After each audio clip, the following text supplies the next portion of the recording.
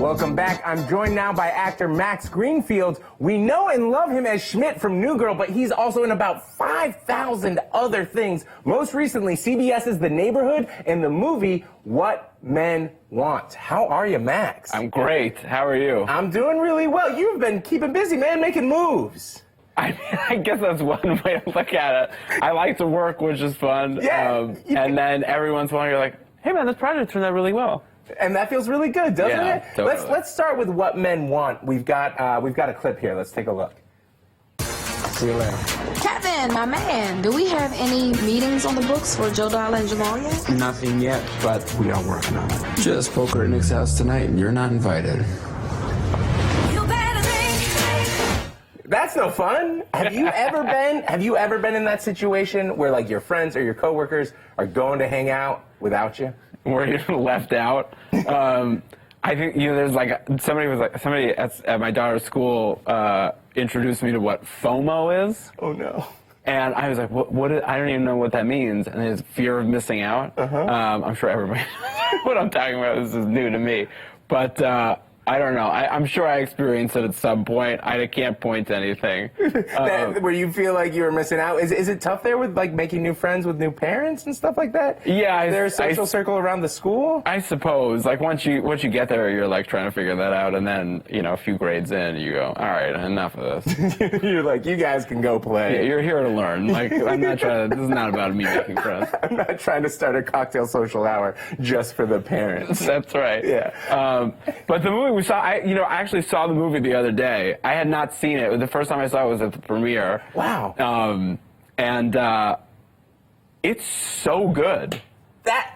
How does that feel? Is that thrilling to like sit there at a premiere and be like, wait a second? It was really thrilling because I play a small role in the, and there's a lot of different worlds in the movie. Like, and one of the worlds is where Taraji works, and I play somebody who works in her office. So we sort of like I saw how that world was working. But then she's with her friends, and she's with Aldous Hodge for a lot of this movie. So I didn't get to see a ton of it, and Taraji and Adam Shankman, who directed the movie, did such an incredible job. She is a full-blown comedy movie star. That's incredible. And then Erykah Badu gives a performance in this movie that will blow you away. She's one of the funniest people I've ever seen on camera. That's so thrilling to hear. That's so wonderful. So that's got to feel good. Yeah, you're like, wait a second, this project, they struck gold. Yeah, you like go to, I originally thought, it's going to be great. It'll be like the original, only with Taraji in the lead, and it's like what you think it would be. Yeah. It's not. No, it's not. It is a big comedy. It's about so many other things. It's about a woman trying to break through the glass ceiling. It's great. They do a really wonderful job of balancing both like the heart and grounding the movie, and also having these scenes where Taraji commits so heavily to these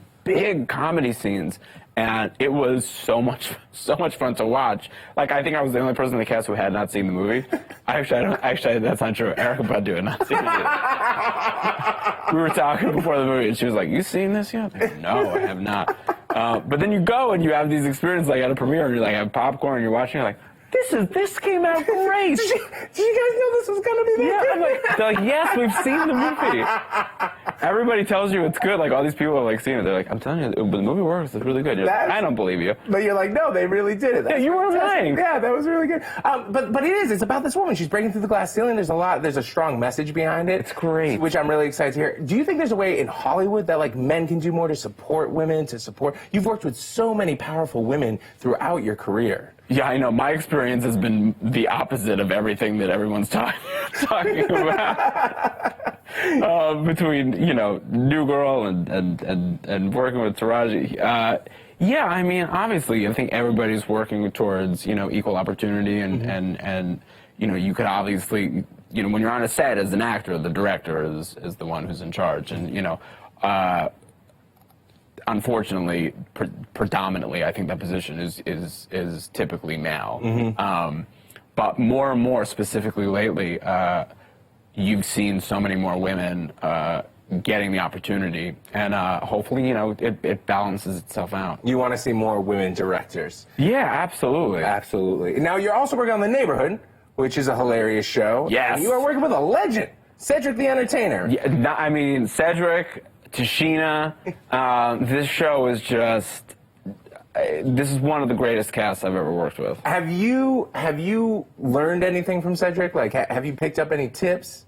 Well, yeah, I mean, I will turn to Cedric a lot of the times, you know, doing the multicam, and just ask him, like, is there a better way to do this? Or, like, what's the funniest way to do this? Or I'm like, I'm not hitting this beat. Do you have any suggestions? And sometimes he'll just give them to me.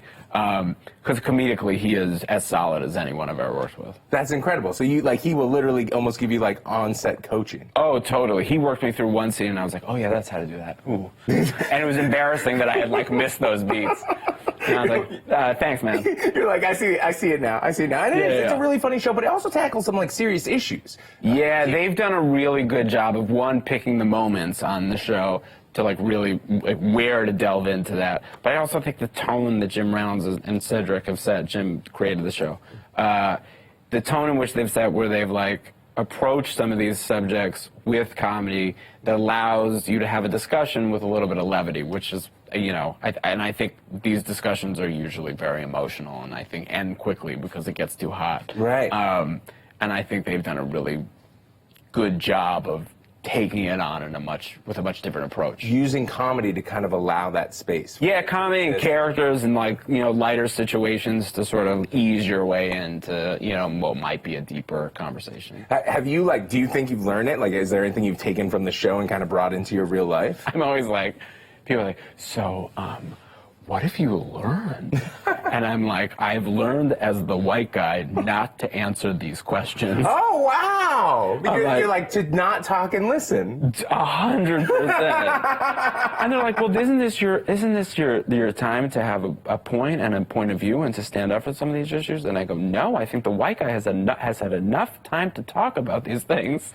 Preach! Listen, you've also been bringing your daughter around. I've watched some of the clips. She was on the Colbert It's show. her first time in New York. She had never been here before, so I knew I was coming out here, and we were going to be here for a week. She has some friends that live out here, so yes, we have taken my daughter and I was like, look, there's going to be some work stuff, and she has somehow managed to pop into, like, 4 of the shows that we've done. And it seems like she loves the camera. Would you be, if she wanted to get into acting, is that something you'd be into? Well, I think I'm definitely not speaking objectively, but I think she's really talented.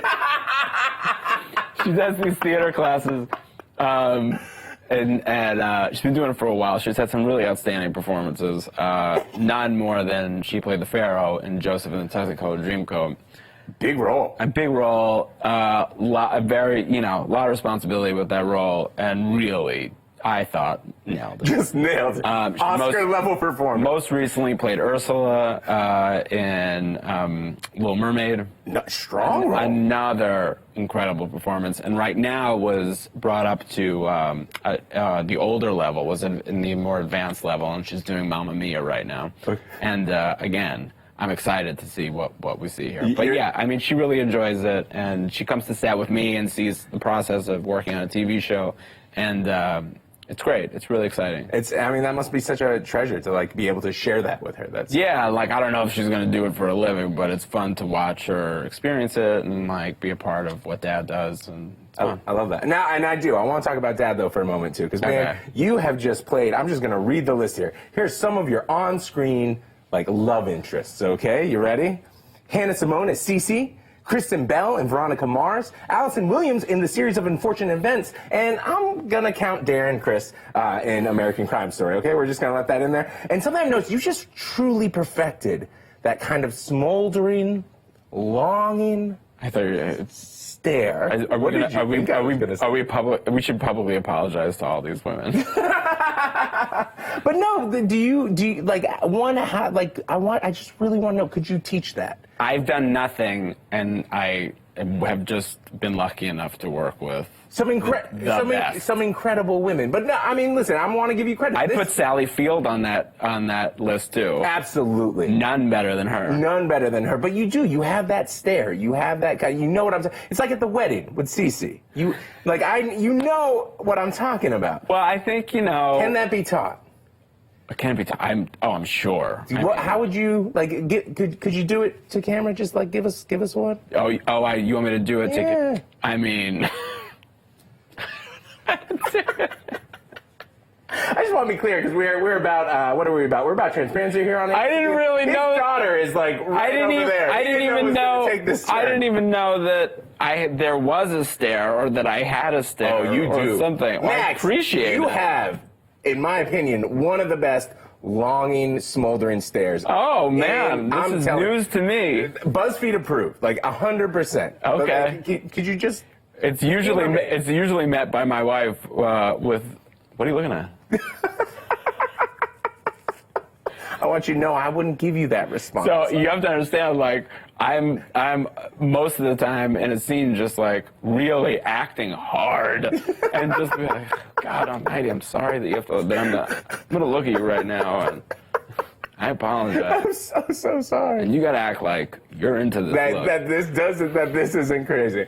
All right, well, thank you so much for joining us, man. I really appreciate it. Thank you. Listen, The Neighborhood is on CBS Monday nights, and What Men Want is in theaters February 8th. We've got more AM to DM up next. And if you want to run on set, come on set. Come on set. Give your dad. High five. You were great. Wow. Oh my gosh. Look at that. High five. High five. Thank you so much for coming.